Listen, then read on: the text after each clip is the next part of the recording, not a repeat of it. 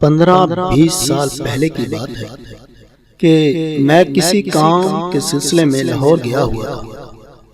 وہاں ایک دوست نے مجھے کہا، حضرت اگر آپ کے پاس وقت ہو تو آپ کو ایک چیز دکھاتا ہوں۔ میں نے پوچھا کون سی چیز؟ وہ کہنے لگا، حضرت آپ وہ چیز دیکھ کر یقیناً خوش ہو جائیں گے، لہذا اگر آپ کے پاس وقت ہے تو میں آپ کو لیے چلتا ہوں۔ میں نے کہا ٹھیک ہے چلیں۔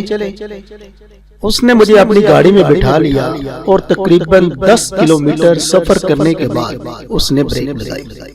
وہ خود بھی گاڑی سے نیچے اتر آیا اور مجھے کہا، حضرت آپ بھی اتر آئیں۔ چنانچہ میں بھی اتر گیا۔ اس نے مجھے وہاں سڑک پر برگد کا ایک درخت دکھایا جو سخت آندھی کی وجہ سے جڑوں سے اکھڑا ہوا۔ میں نے کہا، اس درخت کی کیا خوبی ہے؟ وہ کہنے لگا، حضرت آپ ذرا اس کی قریب ہو کر اس کی جڑوں کے اندر دیکھیں۔ چنانچہ میں نے قریب ہو کر دیکھا تو میں حیران رہ گیا۔ اس درخت کے درمیان والی مٹی میں ایک نورانی چہرے والے ایک باریش آدمی کی میت دفن تھی۔ اس میت کو درخت کی جڑوں نے چاروں طرف سے گھیرا ہوا تھا۔ درخت کے اکھڑنے کی وجہ سے اس کی جڑوں میں سے مٹی گر گئی، جس کی وجہ سے اس کی میت نظر آ رہی تھی۔